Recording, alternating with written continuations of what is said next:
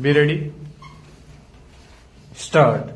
All the three investigating officers have duly investigated the case and have recorded statement of various witnesses, including the accused persons, and disclosure made in the statement of all the witnesses and accused persons were duly verified and connected with the incident, which on the whole proves and establishes culpability and involvement of the accused persons in the incident. Stop. Demand for ransom ₹5 lakh has been specifically proved by the testimony of Shiv Shankar PW1 and Hira Devi PW2, and nothing more than that was required to be proved for offense of demand for ransom. Stop.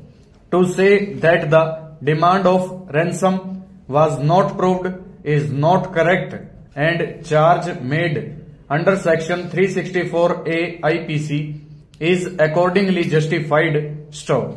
Right from the very beginning of the incident on 8/3/1999 and up to the filing of the charge sheet against the accused persons, all the material circumstances, facts and evidence which was necessary to establish in order to prove guilt of the accused have been consistently established. Stop. Whatever contradictions appear in the testimony of the prosecution witnesses are natural and bound to occur looking to the facts and circumstances of the case, and these contradictions cannot be termed either substantial one or of the nature eroding the foundation of the prosecution case.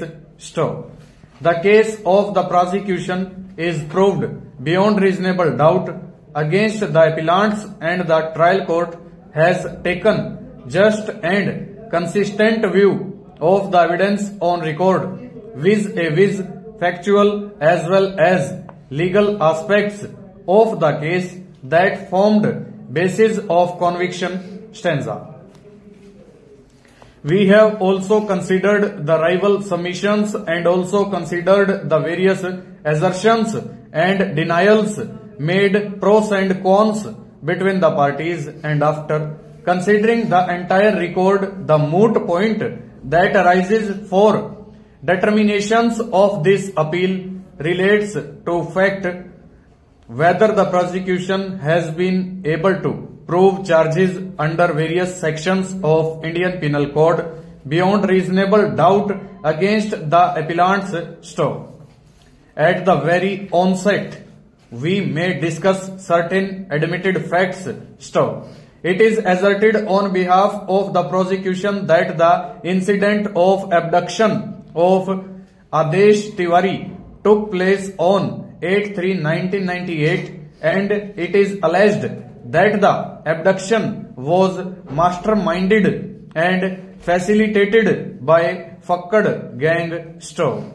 It is admitted to the prosecution that no name of any member of Fakkad gang has been specifically mentioned in the first information report.